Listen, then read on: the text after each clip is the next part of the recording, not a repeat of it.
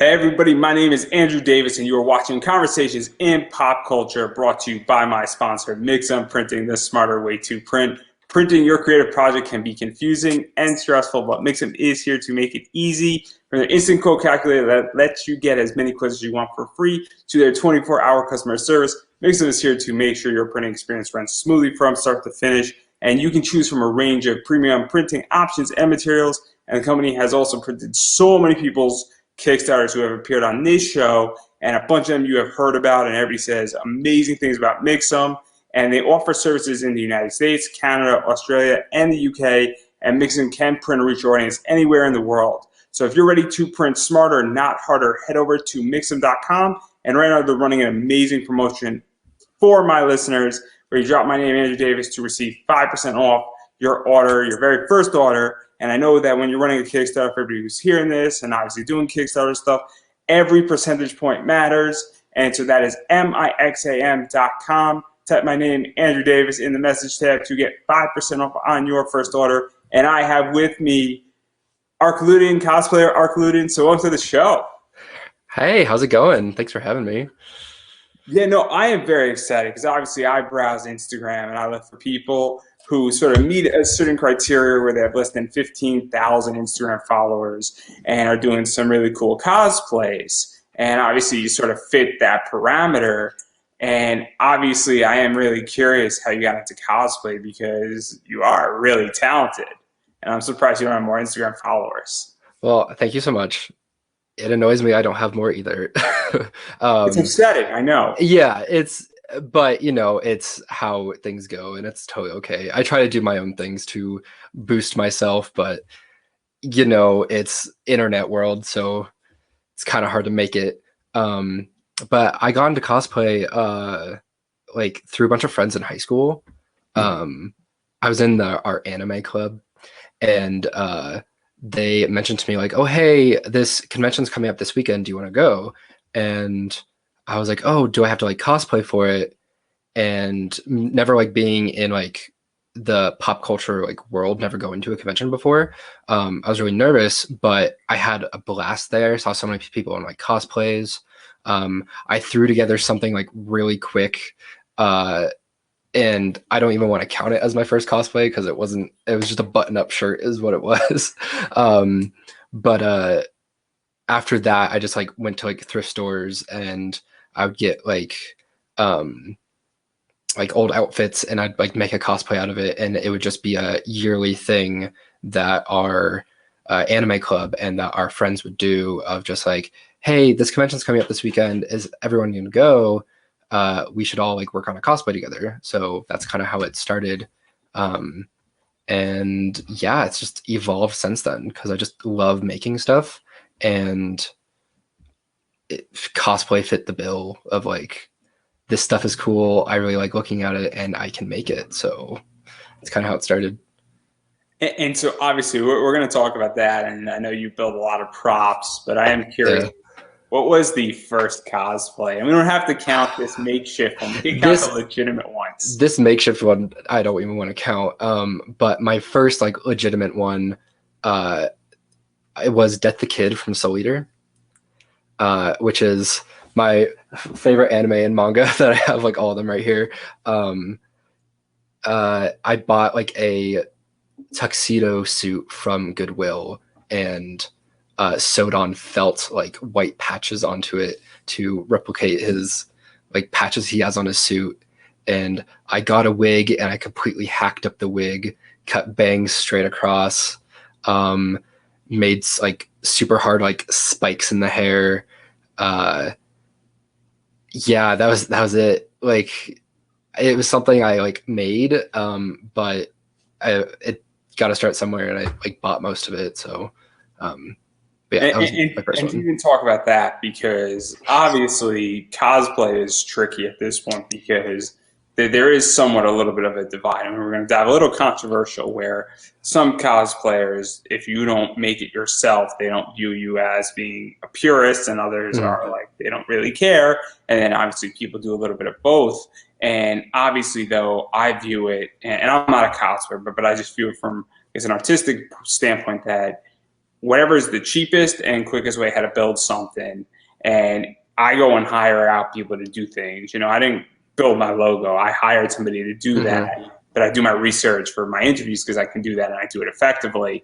And so that's my take on it, where that sometimes it's just easier to buy certain components of it or even buy a whole cosplay and wear it. And so what was that like, though, even just sort of piecing together and then filling the gaps for the first round? Because that's also how you build up your skills as a cosplayer in a lot of ways. Yeah. I mean, I started out like by buying a few things. I never really bought like full cosplays. But I like certainly bought like little props or like the wigs and like with my Death the Kid cosplay, he has like rings that I didn't know how to make. So we bought like wings from like Wish, I think, or like eBay. But then after that, like I just started watching like tutorial videos on YouTube of like people making their own cosplays, and I just got really into that. And like seeing how things were made using different materials, stuff like that. And I mean, like through the years, I've still like bought things, but I'm mainly into the hobby for the making of it. And of course, anyone can cosplay without having to like make it 100% themselves.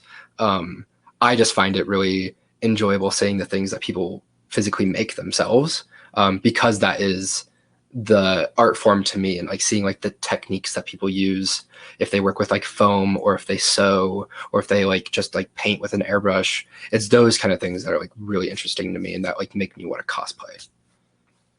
And so I'm very visual, and I Yeah. people bring things to life, and I appreciate the idea of how work goes into things. You know, obviously I play with a lot of Legos and I do a lot of Lego designing digitally. Me too, God. Yeah, that's where my maker brain came from, was Legos. And so I'm super big into that and building, and mosaic work is sort of my niche in a lot of ways. And I go deep. I go deep in big like 20,000 piece mosaics digitally built. Yes. There's a problem. You're digitally building big things. I need help, everybody, clearly. But it's the idea that obviously I am super curious about your building process and even where you get an idea and how that all comes about, because you've done a bunch of cosplays and we're going to talk about a bunch of them in a second here. But where do you even formulate an idea that says, hey, I want to do this cosplay, and the inspiration and all that starting? Because obviously we're talking about your Zelda and Pokemon and a few others, I promise. I don't want to spoil it, but the graphic I designed might give away some stuff. Yeah, just maybe one thing. Hey, we need the shock value. Yeah.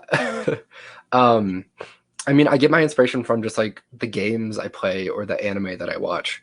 I play a lot of like online multiplayer games with my friends, or even just like smaller like RPGs by myself. If I see something that's cool, it's usually something that lights up, because that's kind of my niche. I just like can't stop looking at it and I can't stop thinking about it, and then it suddenly I made it. Those are things that like make me really want to like make a cosplay, is like having that like, usually if it's a character, I'll have a connection to that character. Or if it's a character from a video game, I make sure I get good at playing that character in a video game, so I feel like I'm doing the character justice when I am cosplaying them. Obviously, you don't have to do that. I'm just crazy that way. But I usually just see something like cool, and then I'm like, I'm going for it. I gotta make that thing. And then even going further into this, because one of the things, and we were sort of alluding to it before, is that, and anybody who's cosplayed, and I briefly cosplayed, I spent about like $150 off of an outfit off of eBay. And then I realized quickly cosplay is not for me. I am more of a fan than a cosplayer. But the idea is that cosplay can be very expensive and it can be very challenging. You know, obviously expensive, finding materials can be very difficult. You're in the U.S., so in the U.S. we haven't had a big problem, but places in Australia, and people I've spoken to in Australia, people in the Philippines, you know, people up in Canada, obviously people in the UK I've spoken to have had issues with supplies and also getting around certain materials, because certain materials are very difficult to work with as well. definitely. And so how do you balance all of that? And also certain things are not available. Certain people, I think, are on backlay with certain materials and certain props Hmm. and all that stuff. And how do you figure out how to balance all that? Because it can be expensive, it can be cheap, and it can be everything. Yeah. I mean, like you said, I do have resources here in the US. They've definitely popped up more in the recent years, like foam providers or like good like paint brands and actual like physical stores partnering with these brands to sell their stuff in stores. Like Michaels now sells like EVA foam and Warbler in their store, which is something that 3-4 years ago I couldn't find anywhere. Or even Joanne's partners with like Yaya Han to have her own fabric line and foam in their stores. So those are things that once they popped up and it was more readily available, I just jumped on it because they were made fairly cheap and they were here. They were here like local. Like I could just like run to a Michael's or Joanne's and just like pick up the one last thing that I need before a convention to like finish a cosplay. Other than that, I would order online from like a cosplay like foam provider, and great quality foam and like great product. But of course, like the shipping times and stuff like that. So having things more readily available has definitely helped in the budget and in making things like quickly. So yeah, It also helps that it's become a lot more mainstream, right? definitely. Yeah. Because when something's mainstream, it's more available. Mhm. Also, just natural supply and demand. If more people are interested in a product, and if 500 people want, EVA foam, Mhm. and Michaels then orders it, and then it's actually being produced in bigger quantities, it becomes cheaper and it Yep. becomes also more accessible, and a variety of other things. So obviously, that's something that has changed dramatically. And then also you've been talking about other things because obviously you build props, and we're going to get into that in a little bit later. There's a particular prop I want to talk about. And I don't know if you know which prop, but we're not going to ruin it. So one of my favorite animes.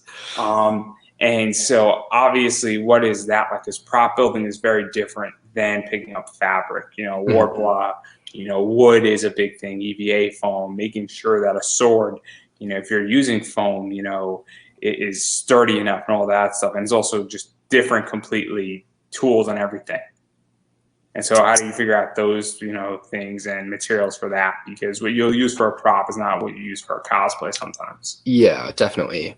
Um, I would say my strengths are definitely in foam work, but that's mainly from working with it a lot and from seeing a bunch of like tutorials from people when I first started cosplay. Um, and like a lot of my like prop work has come from the knowledge that I've picked up over the years and from watching all these tutorials and all these makers make things like on YouTube. Um, and I definitely like go out. Let's see. I definitely put more thought into a prop than like a shirt I have to make, because the prop is more of the centerpiece to me of like something I want to show off, because that's something I will easily just like put on my wall and look at forever, instead of a costume that I'll just put in a bin and then not like really see. So like with choosing like the materials that you want to use for that kind of stuff, it came with like all the knowledge from watching the tutorials, but then also from like the experience of me using them. Uh, I originally started out by using this like pink insulation foam you can get from like Home Depot, and it's uh, a foam that you can like glue together and carve down in sand, and it makes like really lightweight props. But I've made like 2 or 3 props out of it, and I've brought them to conventions, and they've like just shattered because uh, I had like I won a cosplay contest with one of the props. It was a bow from Breath of the Wild, and it was made out of this insulation foam. And I set it on the ground when I was like going to get like my trophy, and someone stepped on it, and it like just broke it in half. Um, I wasn't upset at all. It was like, okay, well, I won, so it's fine. But it was also like, oh, so maybe I shouldn't use that kind of material for something like this, or maybe I need to be more careful with it.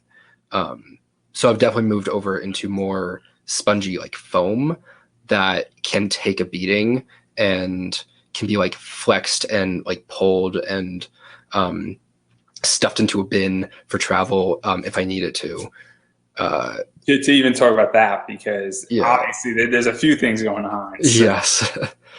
finding the material Hmm. cost matters tremendously. Also, materials that are able to work with matter too. And then there's also things where it's the idea that the prop, you got to carry it for Hmm. a while at the very least. Definitely.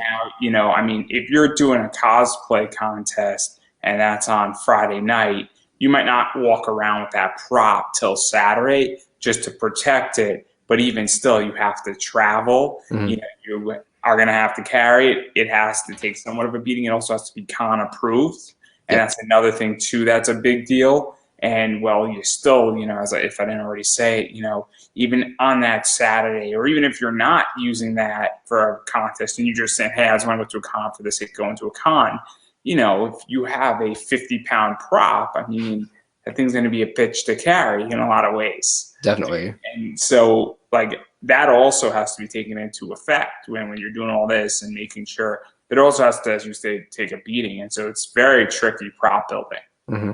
Definitely. I've in my most recent props that I make, I actually make them able to separate in some way so they are easier to travel with. Um, and it's been like a lifesaver. Like I in 2019 was the first year I actually like flew out of state to attend a convention, and I brought a few cosplays that I obviously couldn't travel with a few things with because I made them before knowing it was going to go in a suitcase. But then after I figured out, oh, I want to travel with this thing, everything's either like Velcroed together or magnets, or like some of the staffs that I make, they have PVC pipe like connectors on the inside of it. So you can just like twist it apart and pull it apart. Um, and it definitely helps make the thing more lightweight if you want to carry it around all day, because you could just separate them, have someone else carry the other piece of it. And the travel, because you don't want to travel with a 7 foot tall spear because sometimes they won't fit indoors. Um, and it just makes it a lot easier, especially for storage as well after the fact, because I can easily just break this thing apart and put it in a corner um, and not have to worry about it. Yeah, and Yeah. again, I'm not a prop builder. I am not a cosplayer. I just know that building props is beyond complicated. And I know that certain things make it easier. And I'm sure we're going to get into some of this stuff, but I do want to dive into some of your cosplays. We're going to take a hard right here. And since we're on Breath of the Wild and Legend of Zelda, obviously you did Blue Link first, as I call Blue Link, or Oh, regular. from Breath of the Wild. Exactly. I call him Yeah. Blue because Oh, just I'm him a and his minish cap tunic. guy. Gotcha. Oh, gotcha. I gotcha. So how did this one come up? Because obviously you do regular, no armor, and Mhm. obviously you got the gauntlets, you got the I guess shin guards and knee guards and his boots, and also the wig and a variety of other stuff's involved in this. So how did this come about, and what was this one? Because obviously for those who are going to go check this out later, it's a very intricate link, and then there's also a bunch of really cool photos out actually in what I think is Colorado. Yes. I think I know which one you're talking about. The one with the gray armor, legs, and just the blue tunic up top and the Yes, hood. I didn't know what Yeah, that was called. I got you. That is the Link from Breath of the Wild in the outfit that I always ran around in the game. So I always kept the champion tunic on because I loved seeing enemies like health bars, because that's what allowed you to see it. The hood I just loved and thought it was so cool, and I had the soldier's greaves for the armor on the legs, which I dyed black in the game, so they're a little bit darker in the actual cosplay itself. Um, but I came around that one because I think I made that one in 2017. That's the one where I actually won my first cosplay contest in. It was that bow that's in that photo is the one that snapped. Um, uh, I Breath of the Wild came out in 2017 in like March. Um, Fell in love with the game. I've always loved Zelda, uh, and that's just what I wore in the game. Um, And I actually made more than half of that cosplay prior to that cosplay photo shoot, because in February, I think like a few days before the game actually got released and the Switch got released, a friend of mine and we made Link and Zelda cosplays from Breath of the Wild just based off the trailers and like screenshots. So that's why I made the tunic off of, and the Sheikah slate that I have, I made one for both of us. And that was a lot of fun to do. It was kind of stressful, like not knowing exactly what it was going to look like. But then after that, I just fell in love with the game and just wanted to start making like everything from it. So I started with what I loved the most in the game, which was just the outfit that I wore. And I already had half of it, so that kind of worked out. And then going further, obviously Link has some serious armor. Yes. And there's an entire armor build of Link, and you did that. And so, what was that, and what's the story behind that? Because building a full piece of armor, obviously, this is something that is not, traditional Zelda. I would like to say, I think is a safe assumption. I mean, it's in the game and everything, so it's not like you took a step out of what Nintendo was doing. I want to make that clear. But this is a very intricate project, to say the least. And so, what's the story behind how this was built and even building armor? Because I'm assuming this was your first time building armor, unless I'm wrong. Well, my first time building armor were those greaves that I wore in that. A full set. I'll correct myself. Yes. A full set. Well, my first time working with like EVA foam to make armor were those greaves, and then I immediately jumped into that armor. So that was my first time making a full set of armor. Depending on which photo you're talking about, I originally made that. It's called the Ancient Armor from Breath of the Wild. I made that set in 2018 originally, hoping to compete in it for the cosplay contest again at the same convention the next year. I had not cosplayed in about a year at that point. I took like a year like break, and I immediately was like, "Oh, this convention's coming up. I want to make this." I busted my ass and made this thing in a month. Put it in the cosplay contest, and I didn't win anything. And looking back on it, I realized why I didn't, because the whole armor lights up itself, and I decided to use very cheap fairy lights inside the armor to make it light up. And I had ideas to have a complete like another prop and another thing that like lights up and do all these different things I just didn't have time for. So the next year in 2019, I actually completely remade it. I was able to like keep a few parts, but there's a lot of parts I completely remade, but I ripped out all those lights and put in actual like 12-volt LED strips throughout the whole armor, and sewed a brand new like bodysuit, and even put on like smaller details that you can only see in the game that like no one would notice, that he has like a little bit like dyed darker sides and like gloves on the bodysuit than you would even notice like when you look at it. And it was like just a detail I really liked. But when I remade the armor, I learned from what I did the last time, and I actually ended up winning. So that was just a great experience, and it felt amazing. And the prop that I was originally making for that competition in 2018 that I did not win, I actually finished, and I also finished the accompanying like arrow that goes along with it, because I made the ancient arrow and the ancient bow to go along with the ancient armor. And the ancient arrow is like a prop that I'm crazy proud of, because I actually made it open and close, and it was my very first time working with animated LEDs and coding. But that was something I originally wanted for the first cosplay contest that I won with just the normal bow and my like Breath of the Wild outfit. But I couldn't finish it. So that arrow itself took me about like 2 years to finish, to figure out the coding, because it was coding to have lights turn on, open a servo, and then turn more lights on, and then close back up. Which, jumping into coding at the very beginning, I had no idea how to do. So that was a process to make. But I'm so glad that like turned out. Also with that armor, because that's still like one of my favorite pieces I've worn. Yeah. And there's a lot going on with it. And then Yeah. also, obviously it's a very intense piece, and building armor is an art of itself. And, obviously, whether you're doing EVA foam or, Warbler or anything else like that, obviously it's a whole thing. And I know stories, and I know how people get frustrated with it, Yep. and people give up on it. And also one of the things and I'm curious because this seems wearable versus something that is not wearable. And I'm sure you've seen it, I've seen it, where people cannot sit down at a convention. And That's me.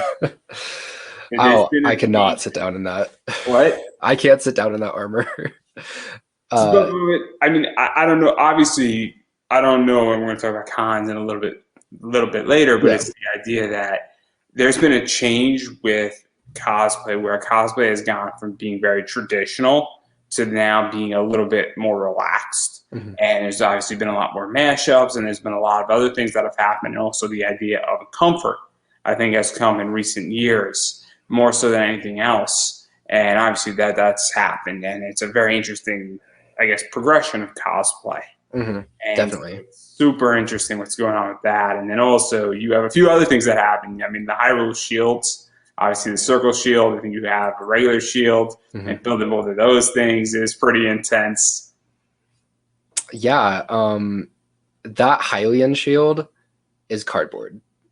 That was like one of the first props I ever made, and I used like cheap craft foam from like the kids section in Michael's, not even knowing what like EVA foam was, and that was for my like first Link cosplay, and I did Twilight Princess Link because that's one of my favorite Zelda games, and I don't have a lot of photos of that one because that was before I started like taking photos and posting stuff, but that was like one of my first things. And of course that was the one post on my Instagram that completely blew up for some reason, was the Hylian shield compared to my Traveler's shield that I made, other than anything else, but whatever. That Traveler's shield was like one of the first things I made that I actually recorded the process of making and actually posted it to YouTube. So being inspired by the people that I watched on making things, I took their tips and I took the things that I learned and put it into my own video. So I was really proud of that build. And then even going further into Legend of Zelda, obviously you have Snowquill Link as well as Barbarian Link. Mm-hmm. Yeah. And why Barbarian Link? I get Snowquill. I get Snowquill. Yeah. I completely understand that one. But I'm so curious about Barbarian because it's definitely not norm. Oh, definitely not. That was in 2019, where that was going to be the first year I actually traveled out of state to go to a con with my friends. And the convention we're going to was Anime Expo in Los Angeles. That con is known for being a con that doesn't have a whole lot of rules compared to like how much you have on your body. So that costume came around of like, well, it's going to be really hot and I want people to take pictures of me. Why not be like half naked? So it's like a design that I liked. And I made a Bokoblin arm that actually like the fingers actually like wiggle when you like move it around. Because that was one of my like favorite weapons from the game. I like have videos saved on my phone of when I was like just looking at the Bokoblin arm just like moving while you're holding it, or like when it's like sheathed on your back and it's just like moving, and it's like so gross, but I'm like, that's so cool, and it's just like a gag prop.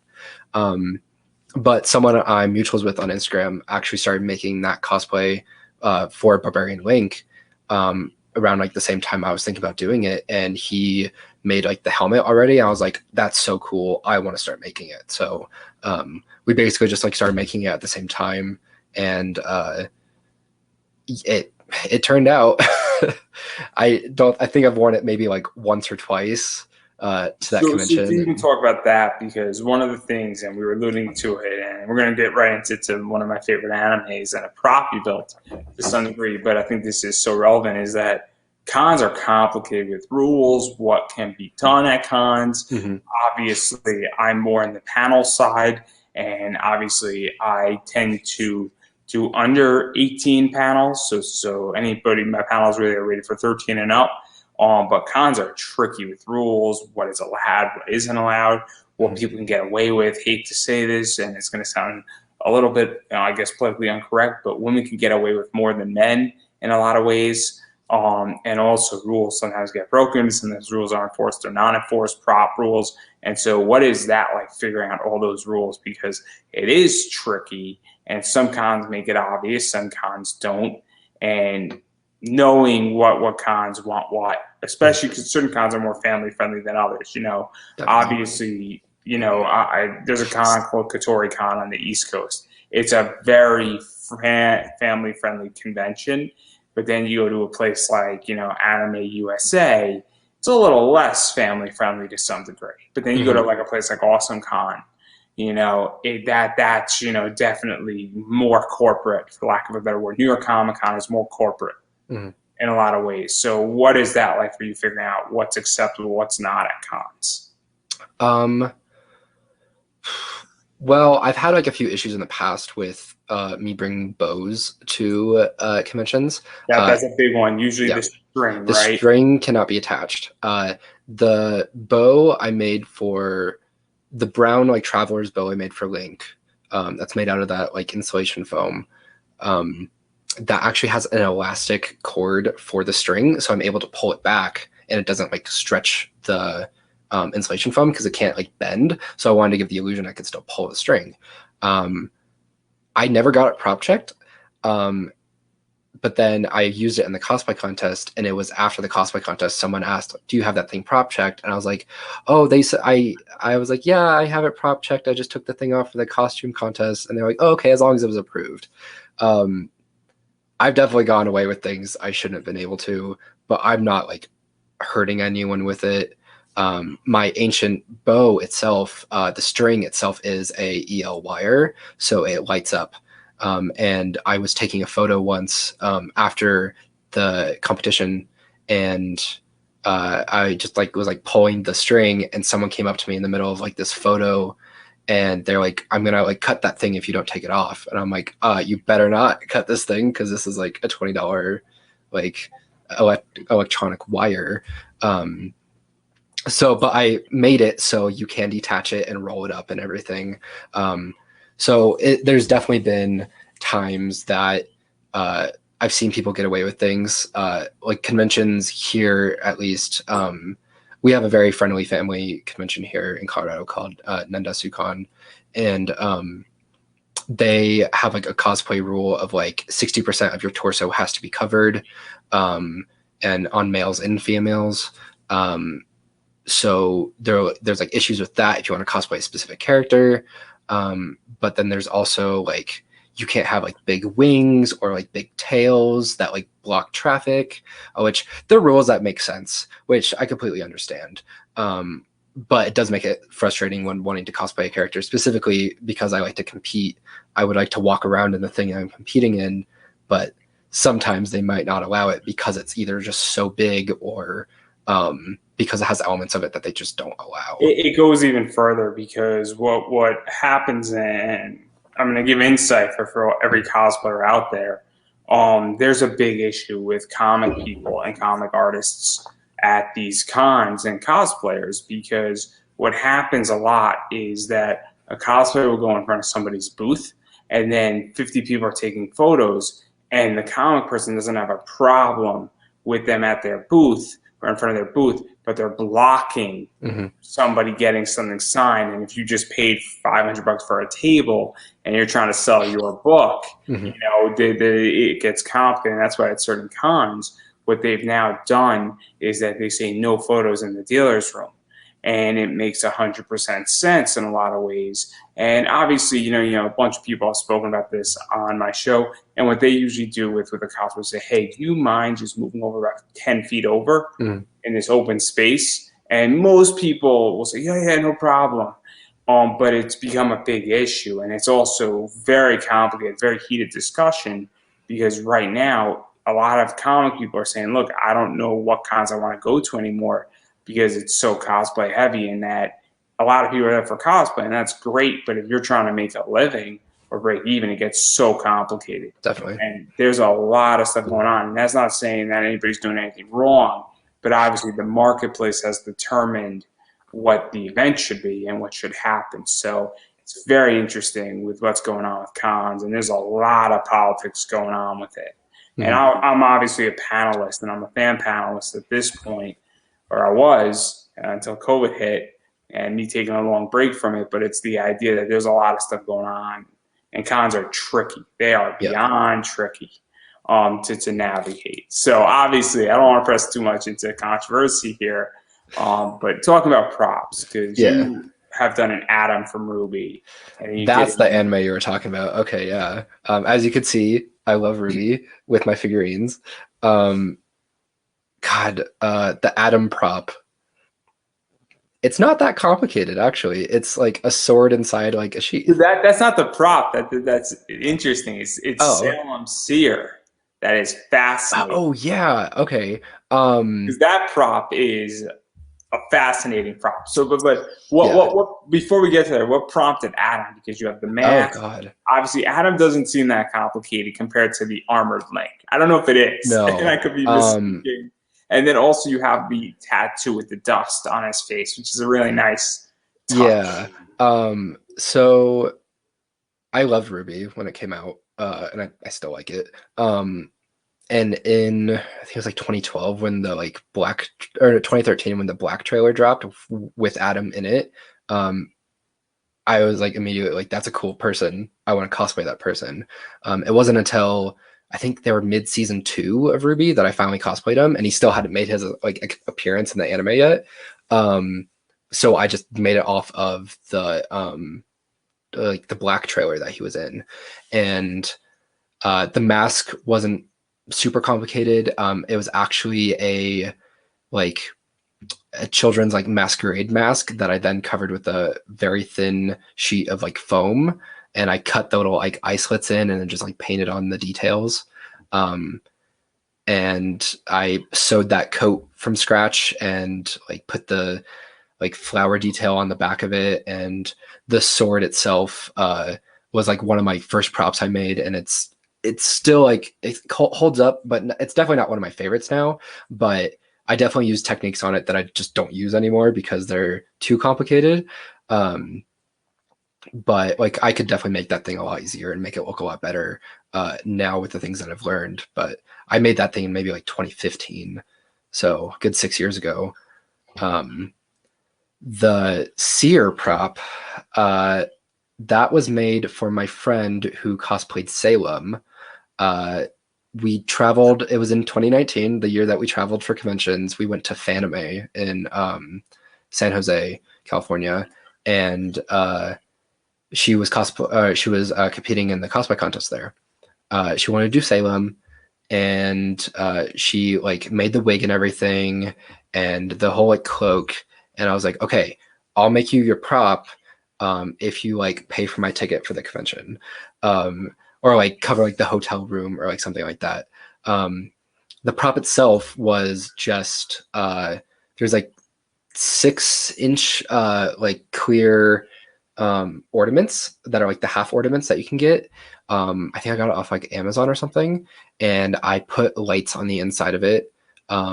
I dyed it black with like Rit dye and like a boiling pot of water, so you could like still see through it. And I put like orange LEDs on the inside, and the rest of it is foam clay. It's like a newer product that cosplayers use. Yeah, I don't know Um, anything about it. I'm lost on this one. So it's it's it's basically clay that after like maybe like 3 or 5 days when it's like completely cured, it feels and acts like EVA foam. It does harden like a lot more after like a certain amount of time. But I made the teeth and all the like gooey bits all over the seer with that, and then I had cosplay foam dowels. So just like dowel rods that are EVA foam that I inserted wires on the inside of, and then closed it up over it, and we were able to like pose the tentacles. And it's a really cool prop Thank because you. it's just trippy. And it's also, that prop is a little bit hard to some degree because Salem obviously does a lot of movement. It's Mhm. not a sword per se. Definitely. So to do what you want to do with that, obviously it gets tricky and all that stuff. And so it's a really cool prop. And that's why I wanted to talk about it because I really enjoy Ruby. I thoroughly Oh, enjoy thank you. Ruby. I think Ruby is one of the best American animes to come out in a while.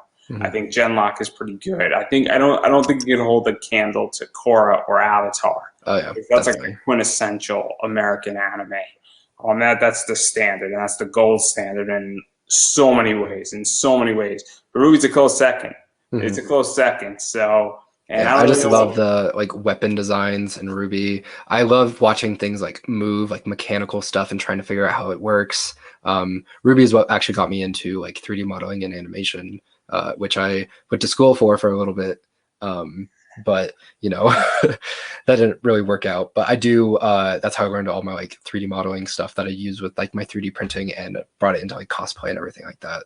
So No, I just thought Ruby was brilliant, and I thought Ruby was really, really well done, and I understood definitely. what they were doing with it. I knew who Monty Ohm was before he was a Haloid, Me and too.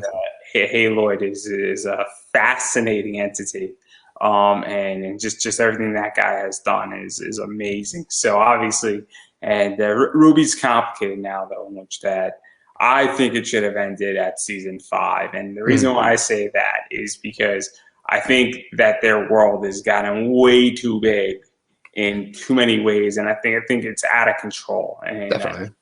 And I think Rooster Teeth needs to rein it in, especially the way the last season ended. And I don't want to ruin it for anybody, but like, what are they going to do next? Yeah.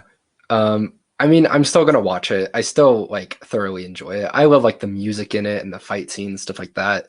Um, the world has definitely got out of hand, but I'm like ride or die right now. I'm gonna stick with it to the end. Yeah. Also, Ruby was good for the first 4 seasons, and then season 5 was filler. Season 5 was filler. Season 3, absolutely my favorite. Hands down, favorite season. Uh, Everything since then, it's been eh. But And the problem is that I feel like they're neglecting Genlock. they only did like one season of Genrock, right? So Genlock should have more, and it should Mhm. be more stuff coming out with Genlock. And it's getting complicated because I don't know what they're going to be doing with Genlock. And Genlock is so interesting, but Yeah, Genlock is predictable to the T. I mean, there's no. I know the yeah. exact ending and how they're going to play out Genlock to the T. But that's neither here nor there. And then also, what's really cool about Ruby, I don't know if you've seen them.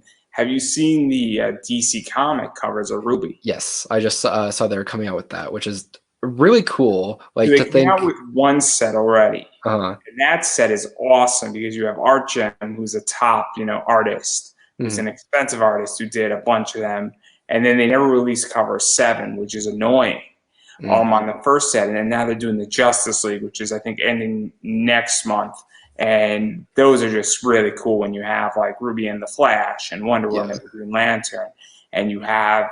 But I don't know what they're doing for the last 3 covers of that because there's only there's only 4 main characters, and then I don't know what they're going to be doing. But you had some of the best DC artists on the mm, first thing. You had Jim Lee doing a cover, Art Gem did a bunch of stuff, and a bunch of other people. Really cool materials. And those books aren't even that expensive, but they're gonna be. yeah. No I question. bet.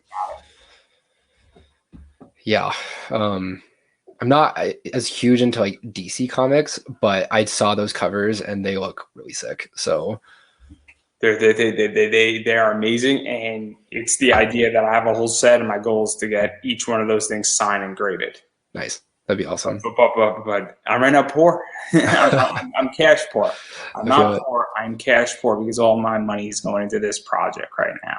I gotcha. And it's going into something coming out that some people know about it, some people don't. But I digress right there. And I do want to talk about one more thing before we get into the fun two things that we're going to talk about, just Pokemon and League of Legends. But we do need to talk about Overwatch. Okay. And you do Ash, and Yes. obviously Ash carries a big fucking rifle. Yeah. God, Overwatch. I played Overwatch when it came out in 2016 and been wanting to cosplay a character from it. I don't know why the first one I was cosplaying was the one that like just came out like a year before I started cosplaying it. I originally wanted to do a bunch of different characters, but for some reason Ash just like stuck with me. And of course it's because I got good with Ash in the game, so it's like, oh, I guess I have to make the cosplay now. I really wanted to cosplay like McCree or Lucio, but I never got good at McCree, and Lucio would just be really hard to cosplay. Especially like the ribbit skin that I wanted to do with Lucio. But I digress. The Ash gun, fully 3D printed. Definitely one of my favorite props, and one of the props I spent the most time on, because it's like 20 different pieces, I think, maybe 24 different pieces, all like put together with a PVC pipe down the center to keep everything aligned. I spent the most time filling in all the lines from the 3D print and from the separate pieces, sanding it down super smooth. And I actually, this wasn't in the original model that I bought to 3D print it, but I added in a little jig on the like middle of it so I could separate it. There's a separate PVC pipe, and there's magnets and some like washers that keep it together. So that was definitely like one of my favorite projects I did with like. So let's talk about 3D printing. printing, because Yeah. I know nothing about 3D printing. There is something I want to 3D print. Okay. It's Hunk's gun from Resident Evil. I'm a huge Resident Evil fan, and I love his triple tap gun. It's a P9. Okay, and gotcha. awesome weapon, and I'm going to be building a studio in the next probably 18 months, and nice. I want to put a bunch of cool props up on my studio weapons, and that's something that I want on there. And so I don't know how 3D printing exactly, I mean, I know how it basically works, but what is that entire process of, designing something and printing it out and buying a model and then getting the plastics and then, having it, printed? Because some plastics I would imagine are cheaper than other plastics, and also some colors might be cheaper because I know you can 3D print, and even just figuring out, and also the fact that it's 20 pieces, and obviously 3D printers can be huge, they can be small. You could have cement 3D printing. I know that. You have cookie 3D printing. In China, you just cement 3D printers. I think it's really cool. Yeah. It's sick. It's awesome. But again, I know nothing about 3D printing, so how'd you get into that? And what was that like even getting one? And then all the model stuff and all that stuff. Because I'm super curious, and I would imagine other people are as well. The basic version of it.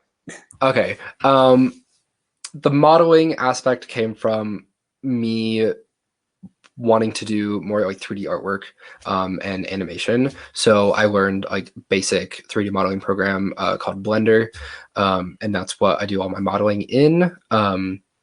After that, I realized that 3D printers were becoming a lot like cheaper.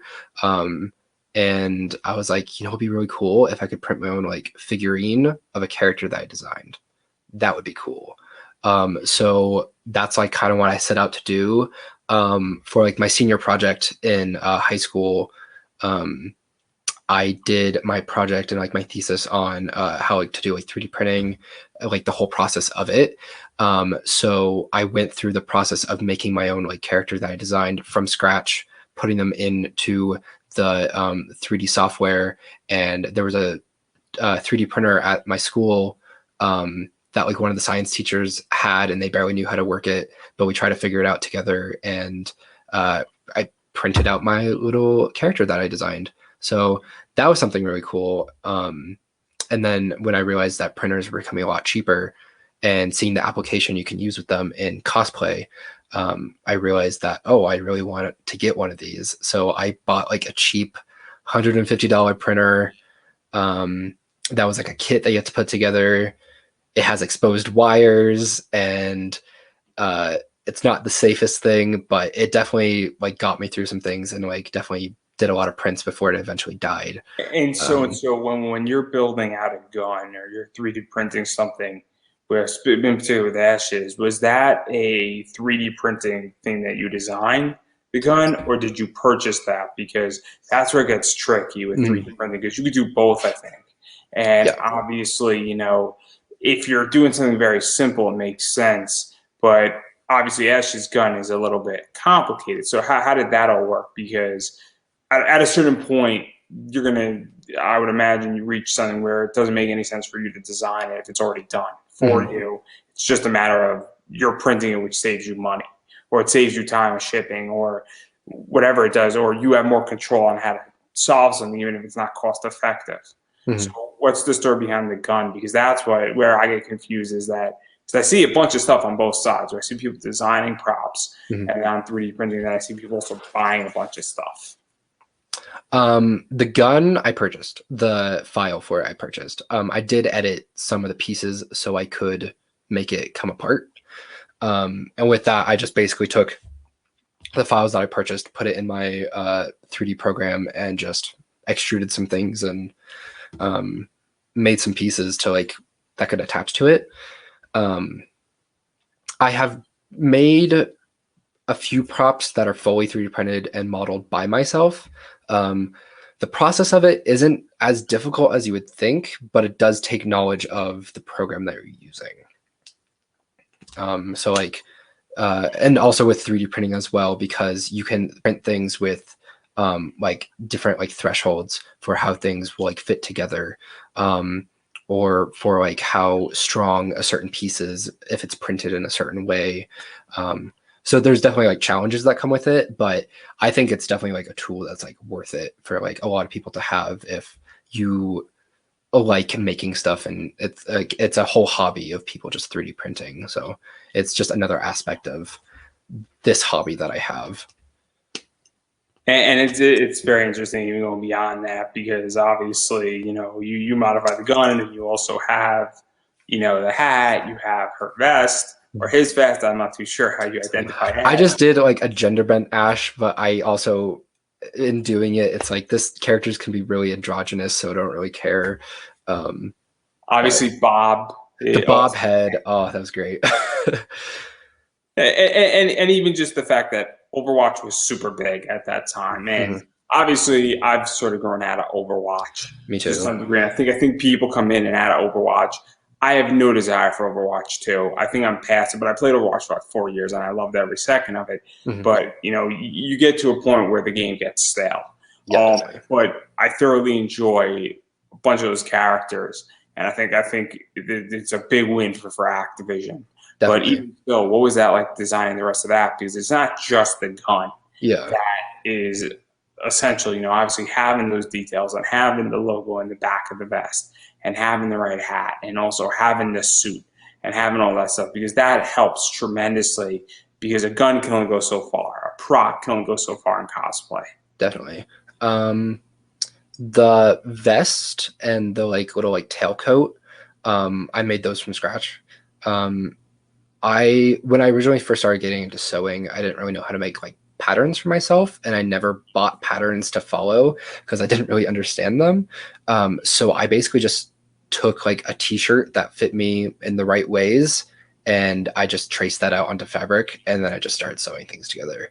The vest was a difficult thing to make because she has that sideways zipper that goes up. So trying to figure out the openings for it and for things to lay on top of each other, that was something I had difficulties with. But I think it turned out fine with the final product.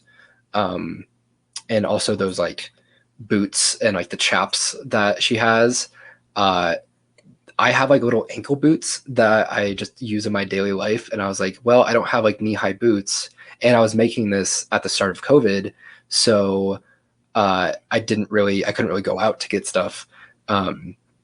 So I basically just covered these ankle boots and traced around my entire leg to make this chap and this knee-high boot. And I cannot bend my knees in them because they are attached from my foot all the way up to my hips. So you know how I walk. Yeah, so that was definitely a very interesting project. The hat for Ash and then the bob head, those were actually patterns that I purchased from someone on Etsy for to make specifically out of foam.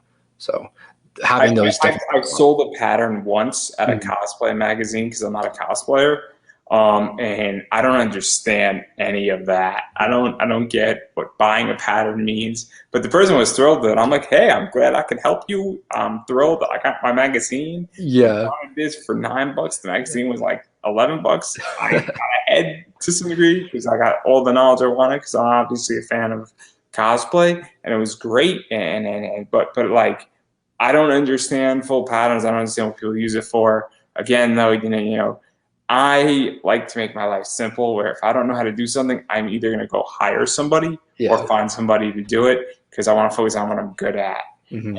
and that's what I do, and it works, and it's helpful, and it's great. Like I'm bad at 90% of what I do, 90%, and that's why I don't do 90% of it. Yeah, I understand. If it makes any sense. Which that statement did not make any sense whatsoever.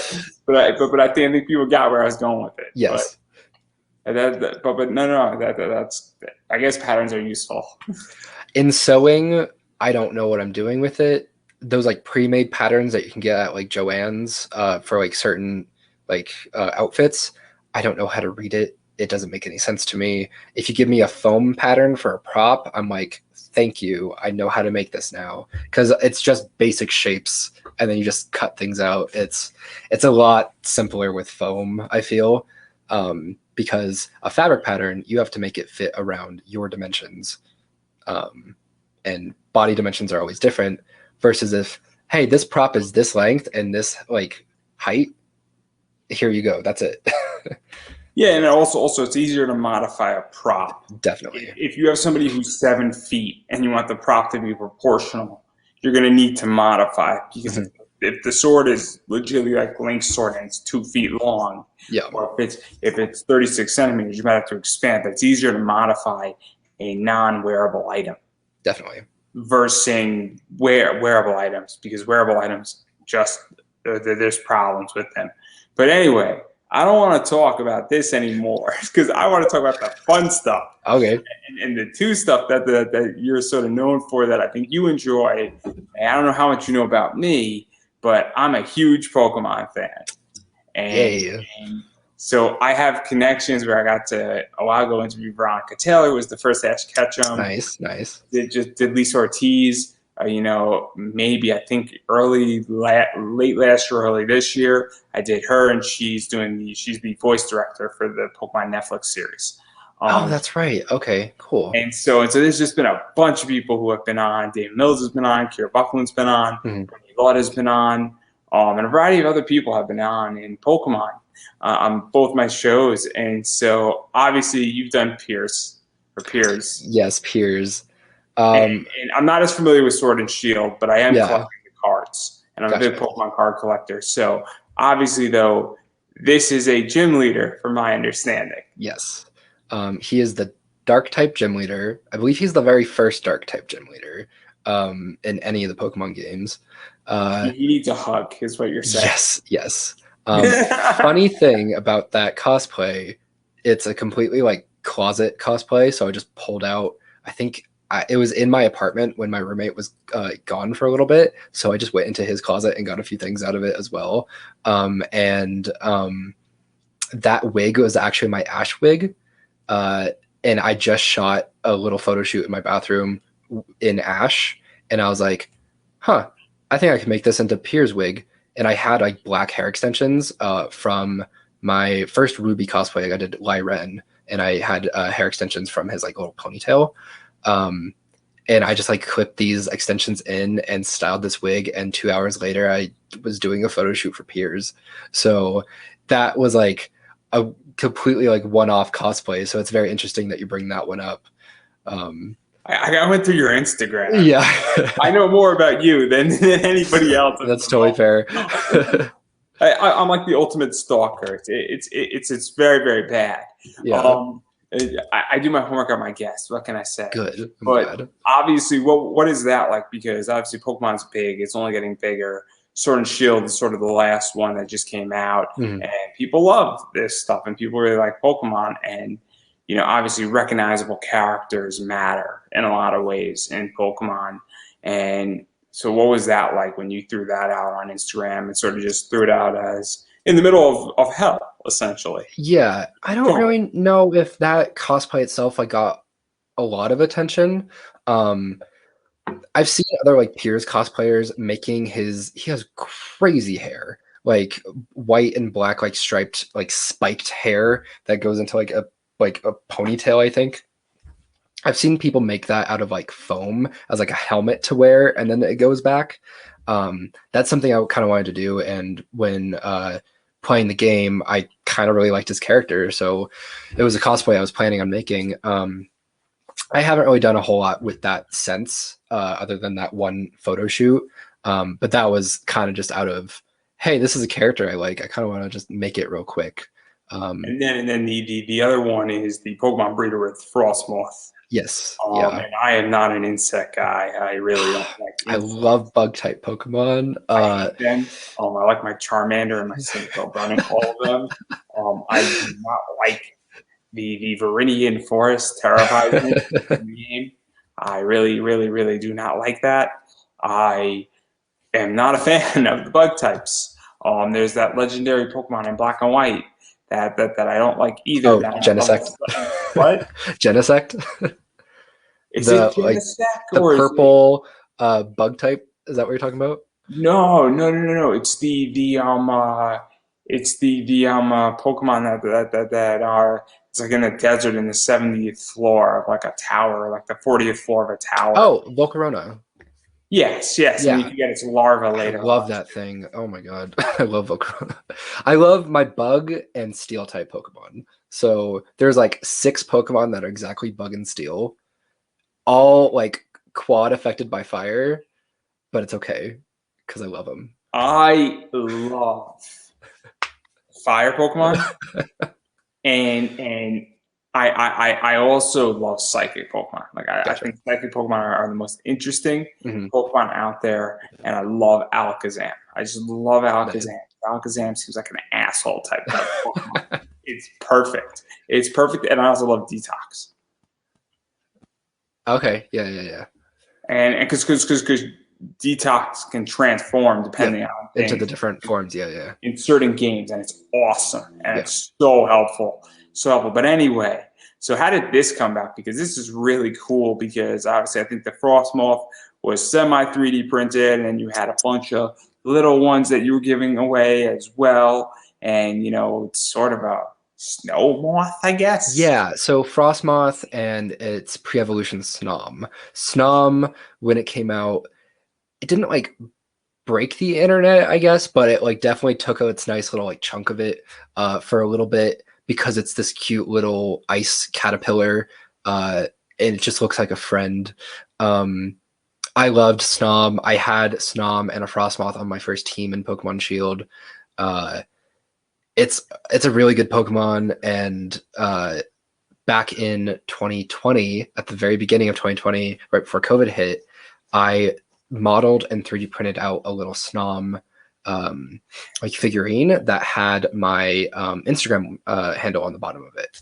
I was planning on going to the convention in March here in Colorado and printing out a bunch of them and handing them out because I'm like, well, business cards don't really work at conventions because people just like throw them away. Buttons Or work nicely. well, I was like, how will I give people a 3D printed like figurine that has my handle on it? People will not throw that thing away. Especially of a Snom that like because the game just came out at that point too, people are more interested in. Um, so I'm sad it happened. I did it this late, but I'm really glad I did it. That Frostmoth is not 3D printed at all. It is completely EVA foam and some like faux fur and blood and tears because I made that thing, that entire cosplay. I made that in the week before my last convention, and I think I blacked out that entire week because I do not remember doing it. So you um, time traveled. I guess I time traveled, and I guess it turned out good. So, but yeah, I 3D it out. I 3D printed out like 50 of these like little snoms. I wanted to do like 100, but that just like wouldn't have been possible. And I made a little Pokemon breeder egg and a basket to carry around the snoms in, and I just passed them out to the people that wanted to take photos with me or give it to some friends.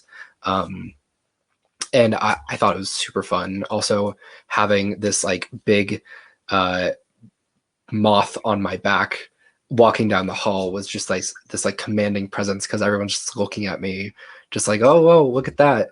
Um, it is something really cool, and I think it's just like a super like simple like cosplay to wear as well.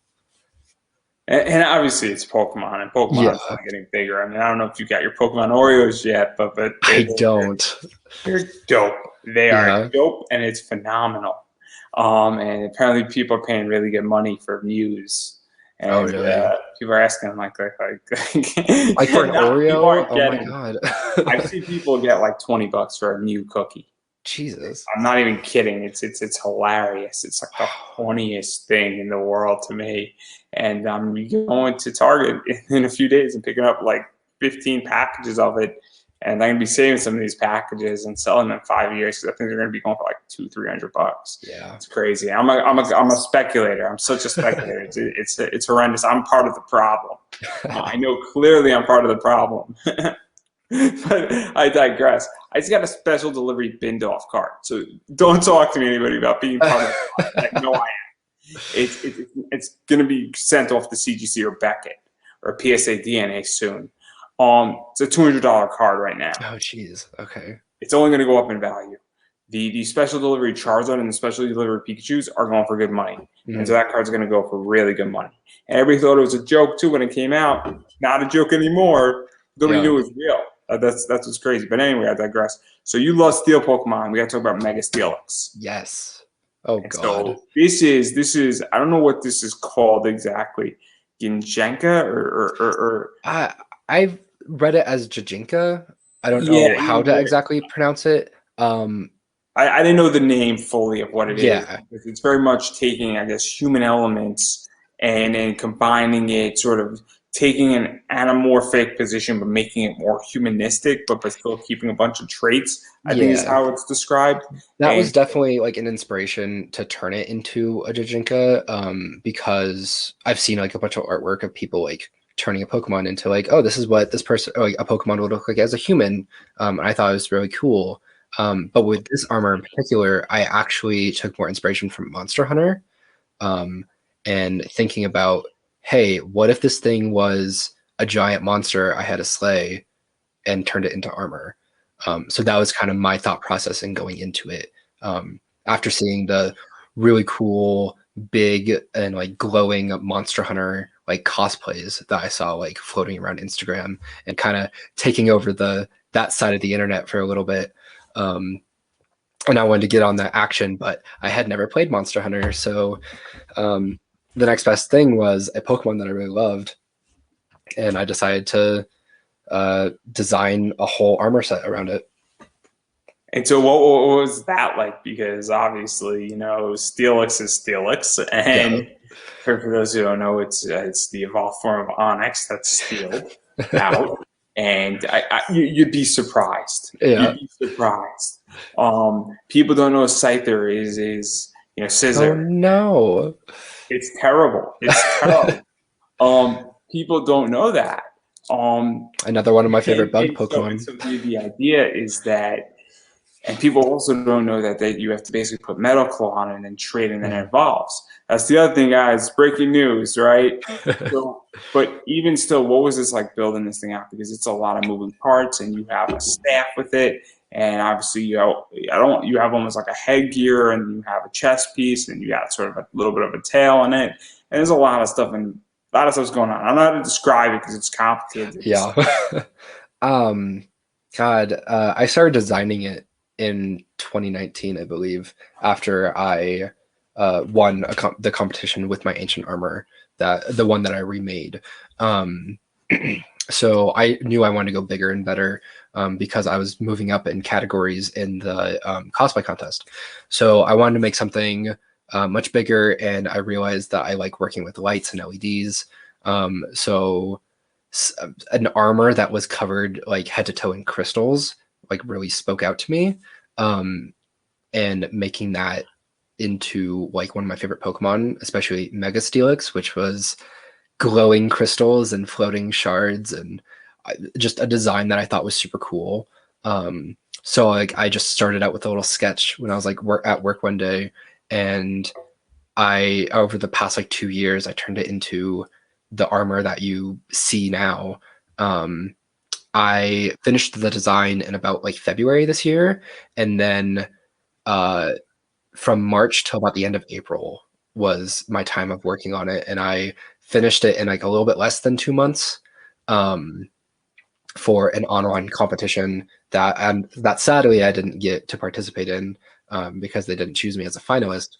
But The nerve. the nerve. But it's totally okay. It was like very stiff competition for them to like get finalists together because it was a worldwide competition, and they had like 300 people submitting things, and they could only like have like 50 finalists. So completely understand. So what was this for? Was this the world? This was the ultimate online cosplay competition. It's run by like Talk Custom and a bunch of other um, like TNT cosplay supplies, like a bunch of like bigger name like cosplayers that like decided to like, hey, COVID's happening, we can't do costume contests. Let's make an online one. That's actually why I made Ash originally. I entered in their first year that they did it last year, and didn't make it into that one either. But um, it's okay because I just won the best in the intermediate category at my local convention with Mega Steelix. So it all worked out. And obviously, it has more of a mecha feel. And there's a lot of stuff going on with it. And it's a very Yes. cool thing. And it's been very well received. Obviously, you just won in the intermediate.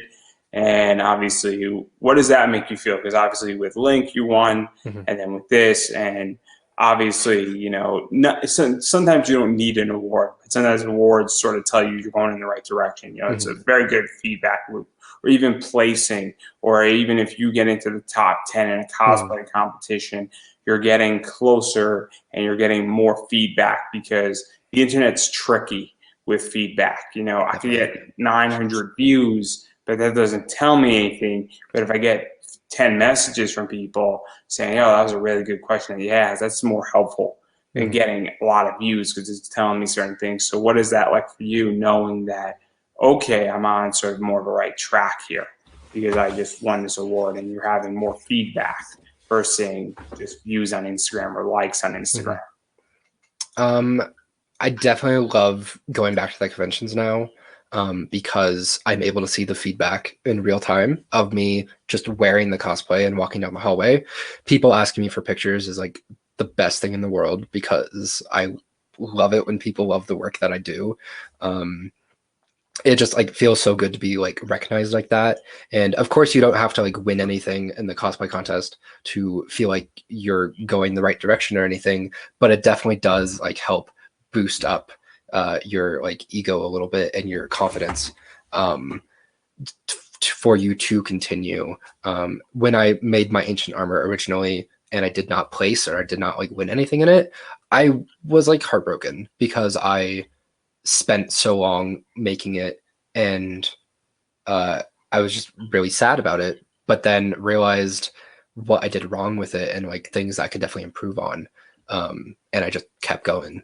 So uh, the love from the internet is always great, but it doesn't always happen. So You definitely, tell me that. yeah. Like, So like definitely years, getting it in years. person, from being at a convention or at a cosplay contest, with judges actually judging your work and able to like actually see it up close and see the detail that you put into it versus a photo that you posted online that doesn't show everything that you do. It makes you feel like more special because people are recognizing the hard work that you put into it. I know exactly how that is. And as somebody who's not a cosplayer and is a podcaster and obviously does a bunch of panels and a variety of stuff, recognition goes a long way. A Mhm. thank you goes a long way. and cons don't tell me thank you for even showing up and doing a panel, not getting paid. It hurts. It hurts. I feel it. So I know exactly what it's like, in that realm. So I completely get it.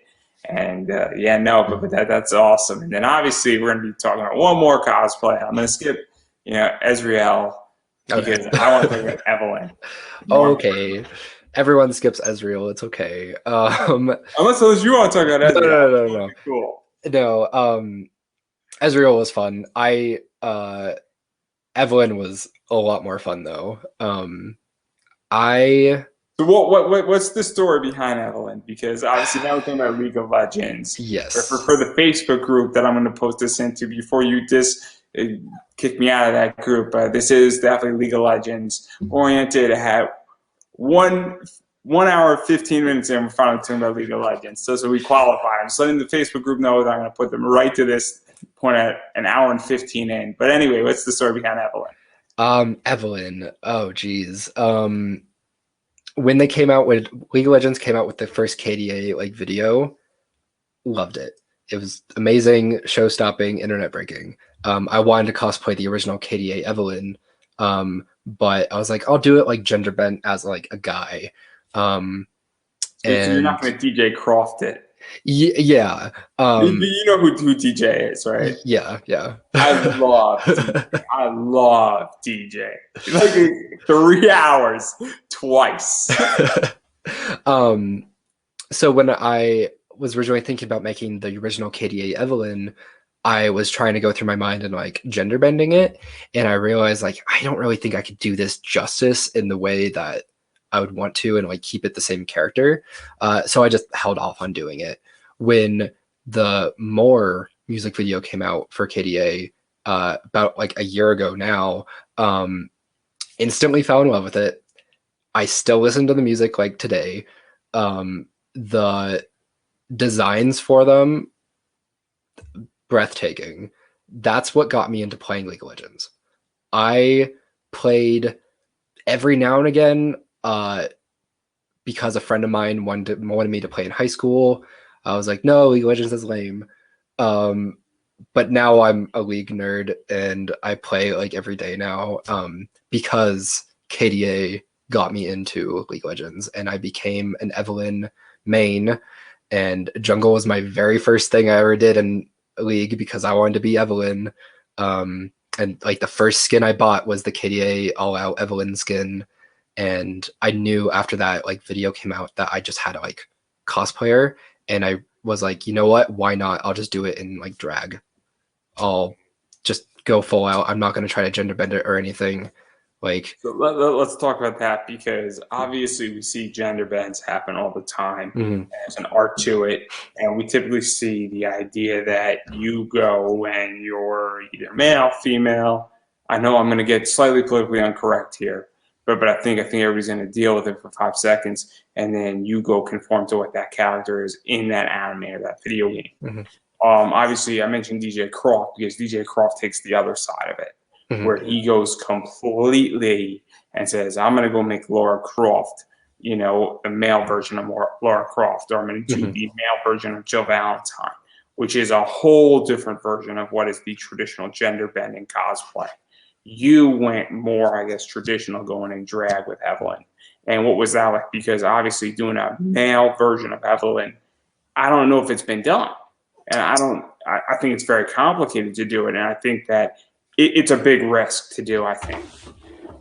And the reason why I bring this up is that DJ, when he did, male Jill Valentine, that's a big risk. When he did male Laura Croft, that's a big risk because if that thing bombs, that thing is going to bomb hard. There's no recovery in a cosplay doing that type of cosplay. You either nail it or you don't. So I'm curious, like, what was going through your head and saying, I'm going to do this because it's an art to, I guess, maleify a female character, for lack of a better word. I don't think I've seen a whole lot of people cosplaying KDA all out Evelyn in this outfit. We're going to talk about that too. Well, I mean, at least in like the gender bending of like making it into a more male masculine cosplay. I've seen like artwork of it and it does look really good. I just really wanted to keep to like her original design, and it's something I've never tried before. I was always more of like, if I'm going to cosplay a female character, I'm going to gender bend them because that's what I'm comfortable with. After doing this now, it's like, well, I'm comfortable doing like any character now, and there's so many female characters that I love that I'm realizing like, oh, I can cosplay them without having to change them at all. That feels great. Um, and I think Evelyn's design is very more rooted in like the female like form, and she's supposed to be like a succubus and like a demon. So It's very hard to make that character a yeah. male person, a character, and I'm going to just use Jill Valentine. Jill Valentine is more easily transformable. There's a variety of other characters in Mhm. anime and video games that can obviously go just based on, what they can, certain traits, right? I'll give a good example. Wonder Woman is easier to make it into a masculine character because Wonder Woman has a lot of masculine traits. Evelyn is very, very feminine in a lot of Mhm. ways. Yeah. I don't really know if like I feel like I could make Evelyn, especially in like the KDA skin, You should into more of try like challenge challenge issues.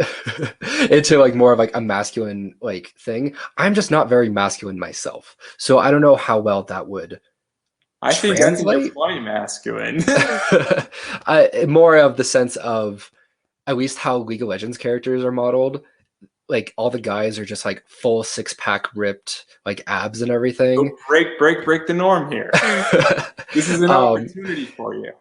at least like in her outfit of how she was designed, I don't really know how to translate that into more of a male fashion because the KDA girls fashion is very like K-pop and like street fashion, where if you do the same thing on a guy, it's not going to look the same. You're gonna be changing the entire culture of Japan. It's an opportunity for you. Yeah, Yeah, you see the change you want to see. definitely. Uh, All jokes aside, though, obviously, we're joking around here for a good reason. But there's a lot of cool stuff that was done in this, and obviously building her claws. Obviously, the rhinestone stuff was in there, and going all out in that realm. Obviously, building her top and the jackets and the boots, and figuring out, I guess, her assets, for lack of a better word. And that yeah. new experience, I'm not too sure if it was obviously boots slash heels, skirt slash hot pants. I'm not too sure which one it was. Um, and then also talk about the wig is always fun, and her jacket too. Mm. Very cool. A lot of cool stuff going on in this. And then I think what was really cool is the lashers is what really Yes. sold this. And obviously I'm looking up really cool individuals, and obviously as I stated at the beginning of this interview, um, you fit a bunch of criteria and I'm going through it. I'm like, oh man, this looks awesome. And I'm not Thank a you. big League fan per se, Mhm. but I mean, that image stood out to me. And I'm like, oh snap, this is something that is really interesting. And then it's obviously 3D printed. And so, what was that like building that and even figuring out the parameters on that? Because it is a very nice touch Mhm. on her as a character. Well, thank you. The There's not a lot on that cosplay that's 3D printed, actually. Um, Interestingly enough, the main thing that is 3D printed are the claws. Those are resin 3D printed, so not using a normal 3D printer that builds up with plastic. It actually dunks a plate into a vat of resin and cures it with a UV light, and then pulls it up and down until it's completely a solid piece. So those claws are like completely like movable with like my fingers and are like a full sturdy like resin print, which then got like painted and with like the rhinestones on them as well. And they are like fully articulated, which is really nice, and they feel like really nice on my fingers. um, the lashers are definitely like one of my favorite pieces of the cosplay itself. There was a tutorial put out by Kinpatsu Cosplay, who was commissioned by Riot to put out a tutorial for each of the KDA girls for the all-out skins. And the tutorial she put out for Evelyn was her lashers. So I used her base tutorial to make these lashers, which it was just wires and a little harness, and the wires came out into this big like lasher shape that you could have them like floating behind you and still in a pose, which then just got covered with EVA foam and some fabric. And I originally bought this like scaled fabric that I wanted to use on it, which I ended up just using for the lining of the jacket that I sewed. But instead, I wanted to put on like physical scales themselves, because in the more music video and also in her splash art in Wild Rift, the mobile league game, the model has like a lot more detail on it and it has actual physical scales. So I laser cut out a bunch of scale like patterns and individually laid all of them down and airbrushed them all to like have this nice like blue to pink, more metallic shiny gradient. And the like claws on the end, like the silver parts, those were also part of the tutorial that Kinpatsu Cosplay made. The top and the jacket and the skirt, that stuff was all like sewn by me. I borrowed the breastplate from one of my friends that I'm actually doing a commission for right now. Behind me there, it's actually on the mannequin for the commission I'm making for him right now. I'm making him a Coven Ari skin cosplay from League, one of the newer skins. And I was able to just make like a bra to go over that. And the jacket is like one of the cleanest sewing jobs I've ever done. Like it's completely like, there's no seams on it. It looks super clean. And the skirt was also sewn around me wearing hip pads. So I had to put on several pairs of like nude leggings and tights just to like stuff in this like upholstery foam that I had to carve down into shape. That when it's on me and when it's compressed by these tights, it gives it like a smoother form. So it gives me those, as you said, assets. And then from there on, I had to make the appropriate like leggings and like the tights that go up to like my knees and the skirt that goes over that as well, along with the high heels, which finding heels in my shoe size isn't the easiest, but I was able to find some, and I had to like spray paint them silver and add a little strap and pom pom onto it. A lot went into this cosplay, and it's definitely like one of my higher detail cosplays. Where I had friends saying that, why didn't you compete in that for the cosplay contest? Which my reply is, but Steelix is bigger and it lights up. Versus Evelyn, which was not as much like to look at versus the big armor. And then that wig for Evelyn, I had no idea what I was doing. So I had a friend help me style the wig and style these like buns on top. And I learned some like good like wig styling tricks from it as well. So that really helped. And I had to learn how to do like makeup to try to like do it in a nice way. I have had like a lot of like drag culture in my life. I used to work at a nightclub, and there's obviously like a lot of like drag performers here in Colorado and in Denver. So being around them, and then also like watching tutorials and shows and stuff like that, looking at Evelyn's makeup, realizing, wow, this is kind of like pretty exaggerated. So why don't I try it in a drag-esque, like exaggerated makeup? First time I did that, I looked absolutely crazy. So then, because my eyebrows were like up here and my eyelids were like here, so I decided to dial it back a little bit, and just try to do like normal makeup for like my features, and it worked out a lot better and it turned out pretty well. So And obviously, there's a lot going on in this. yeah. And typically, and correct me if I'm wrong, I don't think a lot of guys are doing Evelyn.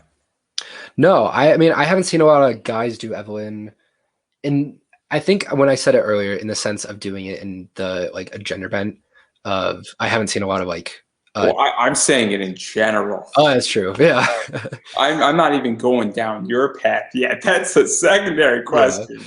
And so what was the response? Because I highly doubt, and I haven't seen another guy, and I did a quick Instagram search, Mhm. and I haven't seen any. And maybe I didn't dive deep enough, but it's the idea that this is definitely not, you know, sort of copied the same way that every Harley Quinn is copied. You know, you go to a Mhm. con and there's literally, if you go to 30,000 person con, there's at least 150 Harley Quinns. I would be very shocked to see another gender bended Evelyn like you did at a convention. I'd be very shocked. And then, especially at a regular anime con, if that makes any sense. Mhm. And so, what was that like? What was the response? Because you look at it and it looked passable. um, I mean, when I was making it originally and I was like posting updates on it, I lost followers. So that was like disheartening, but it's also like, okay, well, I didn't want you here anyways if you're gonna judge me like this or um and make it more like political, I guess, where it's just something to do for fun. I'm dressing up in a costume. I don't care. Um, I actually wore Evelyn to that convention I went to. That is the family friendly one, where they say more than 60% of your torso has to be covered. I didn't realize until the day before I remembered that rule as like I was about to like pack up all my Evelyn stuff to go to the convention. Um, I was like, oh, okay, am I able to wear this? Because technically, my torso is completely covered. It's just by another torso. um, so because I had a breastplate on, and then also the skirt went up like completely to like my belly button. So no one commented on it, like as like, hey, you can't wear that. So that was nice, and I got a lot of attention, like walking down the halls or hobbling down the halls because I am not great with walking in the heels. And also the convention floor like changed different like from tile to carpet to like hardwood and, like constantly. So that was not fun to walk in. Um, but like I didn't have any like backlash at the convention itself, which was great. I think at that convention I saw one other KDA All Out Evelyn, but when I see like a lot of like women cosplaying Evelyn, they're just using the things that they already have. They're using their like natural body shapes, and they're just like covering a bra that they own with like leather. For me, I wanted to have, which is something like I totally could have done that as well. I could have just gotten a normal bra, like shaved my chest, and been like, yeah, these are like this is Evelyn, and then just put like a normal skirt on. But I wanted to go the route of drag and accentuating the parts of her body because Evelyn is a twig with a big asset and a lot of curves. So I wanted to do the character justice. I didn't want like what I did with wanted to do with normal KDA Evelyn. I wanted to gender bend it. With this, I did the complete opposite and I became the character instead of making the character something like me. So that was something I'm just proud Yeah, of. it's a very interesting cosplay. Thank you. And also, it's something that is definitely out of the norm, and it also pushes the lines of cosplay in a lot of ways. And right now in my life, I'm actually sort of at that stage where I'm like, how far can I push the line? Mhm. Where I'm big into comics, I'm big into reading, and I'm big into animes right now, and I'm going on an anime kick. And the whole point of what I'm watching now is how far can we push the line? What is the idea where it's new ideas? Where can we go and explore new things? I'm a big fan of wrestling, and the things that I'm interested in is new ideas that push the line of characters and other things. And I think this is sort of a frontier that pushes that line a little bit. And I think it's very important because after a while, if you're not pushing the line, you're just maintaining status quo. You're giving up status quo, Mhm. and there's a real shift in what I want to do, where I'm going with everything in my personal life. So I think this is something in that realm, and Mhm. I think and feel free to disagree with me, but I think you're getting to that stage as a cosplayer, saying how far can I push it? Hmm. What is the next growth? Because I want to go through growth right now personally. I think that that's something that's sort of happening. Just listening. Hmm. That's just my opinion. Yeah. I mean, I think this year alone, I've done things that I've never done in cosplay before. Evelyn is like the big one that stands out because I am now more comfortable with, oh, I can cosplay a female character as the female character and not having to convert it into a gender bent or a male version of that character just for me to feel comfortable in it. Um, there are of course things that like I'll probably gender bend because I don't like, I don't know. There's like certain characters that I'm thinking about cosplaying where I'm like, I feel like it would just look better on me as a gender bent because I would like that as normal clothes anyways. And also, there's some characters that just you say, look, I just want to do it as a guy. Yeah. First thing, because it'll just be more fun to do it. Yeah. Like I did my first like gender bend character I did before Ash, I did Asuka from Evangelion. I did her On design. that one, I I know love Tiffany Evangelion. Grant's been on. Um I did her 3.33 movie with the hat and the jacket and everything, and just like a bodysuit. And everything, all that was different about it is I just didn't have long hair. So when you can gender bend a character like that, that's very simple to do. Um, but I've also just like pushed myself more this year with more like out of the box cosplays because I've stopped cosplaying a lot of anime and kind of more moved a lot more into video games and the things that I specifically want to do and not necessarily as popular. Because as like this year going to conventions, I've been to about like 4 conventions this year so far for traveling for work and for personal stuff. Um, Everything people are cosplaying is like Demon Slayer, or I still see a lot of Attack on Titan. Um, so being able to stand out like that is very nice with like my Mega Steelix because if you see me coming down the halls, you can't miss me. Um, but then also with like my Frostmoth and like my Pokemon breeder, that's like something else that like I wouldn't have thought of years ago to like try something like that. And it was like a challenge for me to make, and I'm so glad I did it because I'm realizing I could do so much more with cosplay than just throw on some clothes and a wig and call myself a character. I can make so much more than that. And so to even go further, because you mentioned something interesting where you're now doing things that you want to do. Mhm. And obviously, I'm writing, on my website articles that I want to write, and I'm choosing. A lot of my show is choice. Mhm. Most of last year was choice. This year is choice. A lot of people don't get to tell me what to do. My sponsor doesn't have creative control. I mean, they have some creative control, but beyond, I guess, normal, whatever we're going to call that. But I choose who I want to interview for the most part. And it's very interesting. And that's why I'm doing people who are like you, for instance, where I chose you. You didn't ask me. Mhm. And a lot of people, everybody this week was chosen. Nobody this week was asked or asked to be on. Mhm. And it's very interesting because there's a lot of control. And while somebody might not be popular, it changes the way you do things. And so I'm super curious on that note is that where do you think cosplay is going? Because there's been a lot of changes that have happened, from a marketing standpoint. Hot Topic has had a change in how they do business.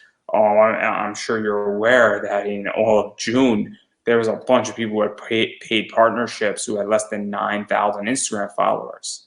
And it's because they had big engagements. There are people that have 120,000, followers on TikTok, and that they're killing it. Todd Wade is a good example of this, where he doesn't have a lot of Instagram, and people who are, I guess, quote unquote, the norm Mhm. and the old guard.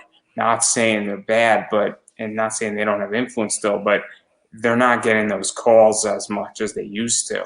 And Mhm. there's been a real change in the guard on cosplay and engagement. I mean, I just got a sponsorship 6 weeks ago.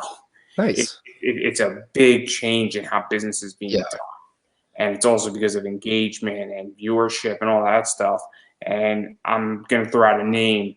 If Jessica Nigeria does a Facebook Live, legitly 100,000 people watch it. If I get 600 people watching this, that's great. But I have a much higher percentage engagement than she does. Mhm. and I have fans that are engaging and liking and actually are interested in all this stuff and actually watch it, and my Facebook engagement is high. Mhm. And so I'm curious how you think all this is going, because there's been a massive shift in the last almost 2 years, I would say. Yeah. Um, I don't really know where it's going, to be honest. I'm like here trying to figure out how it worked and then trying to figure out how it's currently It's just because working. it's changed. I mean, I Because think it, that's a yeah. safe assumption, Um, and that it's all changed. And I have a theory, but I don't want to publicize my theory yeah. live, I promise. Um, But some people know it, and it's very interesting because I'm just looking at it, and I'm a spectator. mhm. I'm not a participant. I'm a participant in the indie comic world and podcasting, and that's changed dramatically. And I'm just super curious where you think it's all going. If you have an opinion, or you're just confused like everybody else is. I mean, I think I'm just confused like everyone else is. I think for someone to like make it, I guess, or like being able to make this a hobby into more of a career and a business, you need to be spread out along every like social media platform and constantly active on all of them so you can hit every corner of the internet. But with platforms changing, like Instagram changes constantly and it's obnoxious, because as soon as you feel like you're going somewhere, they knock you down a few pegs and say, you can't do it like that anymore. You know why? No, we don't know either. Just because of how they're having people like pay for ads and pay for boosts on posts and stuff like that. Um, but to have more of like an engagement in this, like, and to make this all into like a bigger like career, I feel like it's a lot more difficult now than it used to be. uh like I was around when YouTube like just started and I was like really into it. I wish when it just started I made a channel. I wish I like started posting things because I would probably be a lot further along in the Oh, stuff I want to do I now can tell you. versus if I start it right now when things are completely like flipped 180 and thrown across the field. Because It's super interesting because I was very big on YouTube to some degree. I was doing content all the mhm, time, and I was miserable. I was yep. miserable because it was like, gotta make the next anime video, gotta make the next anime video, gotta comment on this, gotta do like 10 videos a week, and great, you're getting monetized, and you get demonetized, and it was bad. I am more happy that I'm off of this stuff, Mhm, and that there are better ways to make money than on YouTube. And I understand the publicity mhm, of it all, but the days of making money on YouTube are far and few between. It is hard, yeah. and I have videos that have done like 200,000, and even the money on 200,000 video is like $20. It is brutal, and I was miserable, and, Yeah. and it didn't accomplish anything. And I was getting videos that were doing like 5,000 views here, 5,000 views there, 4,000 views here. I have video anime OVAs definitions, and it's a horrific video. Gets like, I think almost like 700 to 800 views like a month, and with me doing nothing. It's not even Mhm, advertised or anything like that. It's just that it works, and it just it continuously goes forward. yeah. Can't speak today, but I got I'm you. so happy that I'm doing this, because Mhm, this is not misery, and all the other stuff is, and so it's super complicated. But I agree that social media is a fucking nightmare right yeah. now, and it is Yeah. complicated. Whenever I get into the groove of posting and getting good engagement and everything, it just suddenly goes away for no reason. Like I just went the full weekend without posting anything and like even being active on social media, and suddenly it's all back. So it's a very weird algorithm stuff that's happening. Um, as soon as like I feel like, oh, this post is gonna do really well. And that's also like the disheartening part. When I like make something that I'm super proud of and I want to show people, if it's not like if the stars are not aligned, then it will not do well. And that's the like the really sad part of it. So It's so complicated. I so, force social media to behave. Hmm. And I also understand there's a lot of other stuff going on with it.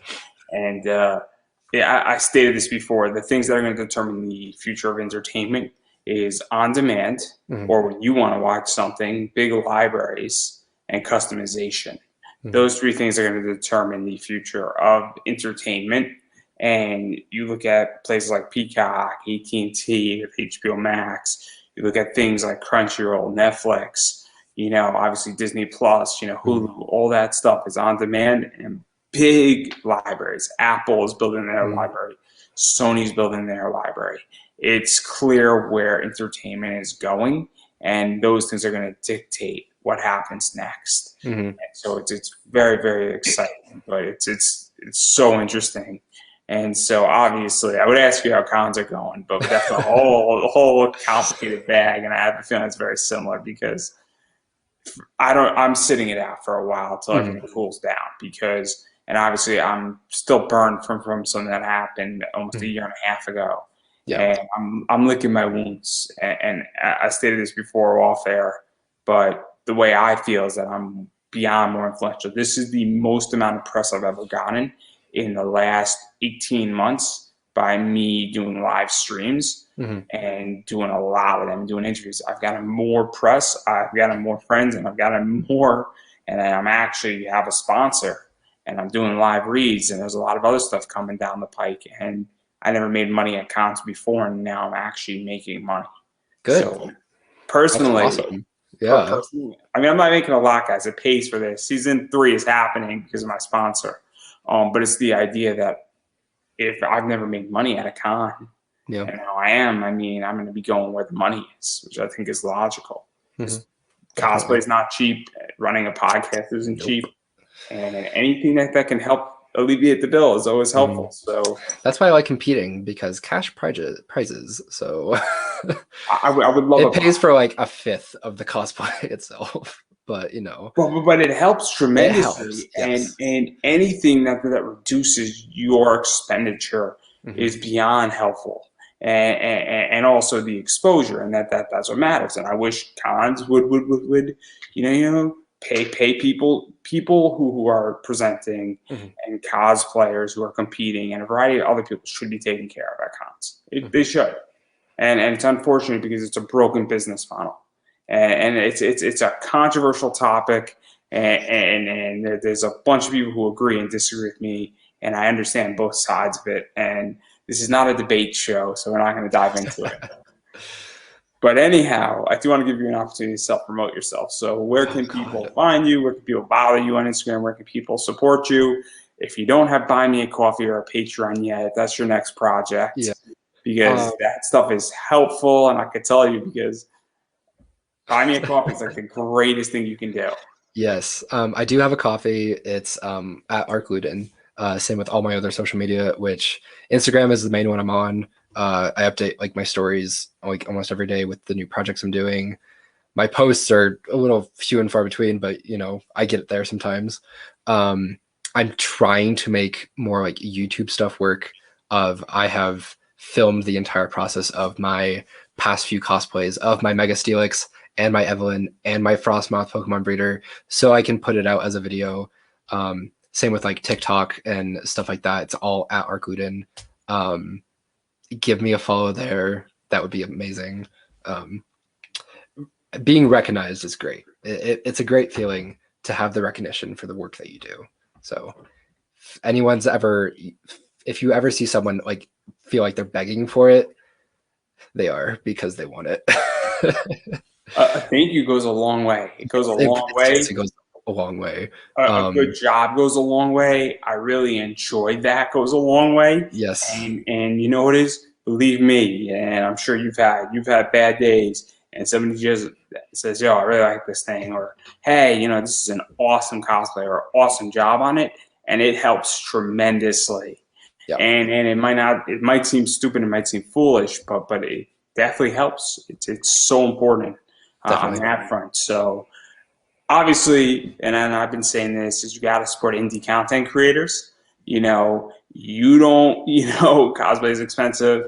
I know I'm a content creator. You're a content creator. in a lot of ways. And this stuff isn't cheap. It requires a lot of work. It requires a lot of time. There's a lot of sacrifice that goes into a lot of this stuff. And so you have to support. And one of the things is that I'm glad you have Buy Me a Coffee, because obviously that's one way how to support. And no amount is too small.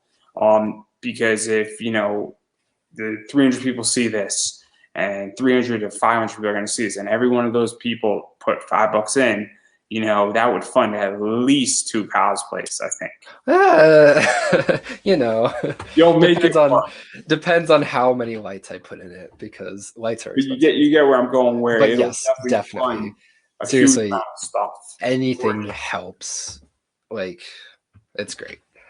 And so, but even going further off of that, obviously following on social media, because money's great, but I get it. Money's tight with a lot of people. I'm with everybody on that, where money is extremely tight because it's going right back into this.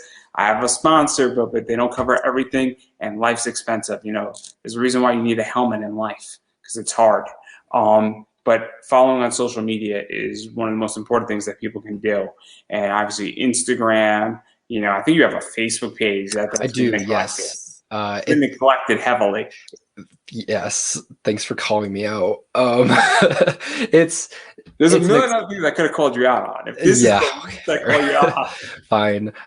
Yeah, it hasn't been updated that well. I do have it connected to my Instagram, so it does post from it automatically. Instagram's having issues where it just doesn't want to connect for some posts. So there's a few things missing. I want to go back and like revamp it, because I've kind of not rebranded, but I've kind of figured out who I am now versus when I made it. So definitely updating stuff. So obviously, though, following on there is going to be helpful as well, just because page likes matter. And obviously, as I was stating, you know, go buy him coffee. You know, it goes a long way. And at this stage in the game, everybody, it's not enough anymore if you have extra funds to just like somebody's post on Facebook or Instagram or Twitter, or follow somebody on Twitch. It's, you got to put your mouth where your money is. You know, obviously it's so important to do that, and you need to do something to help people out. And that matters. And obviously I buy me a coffee too. So if you're going to go buy him a coffee, you should buy me one too, guys. It matters. At this point, you should be doing both, because content is expensive. And if you like what you see, you have to support it, because we are not the big companies out there, and every dollar helps. And so on that note, support indie content creators. And if you would like, you could send me your credit card info, or send him your credit card info, and we'll take what we need. Because, you know, I need a bunch of stuff. I need a bunch of ring lights, guys. I'm just saying on that front. So obviously, and on that note, though, in all seriousness, I'm going to give you the final word. Thanks for watching, everyone. Yeah, word. I think that's a wrap. That's a wrap. Cool.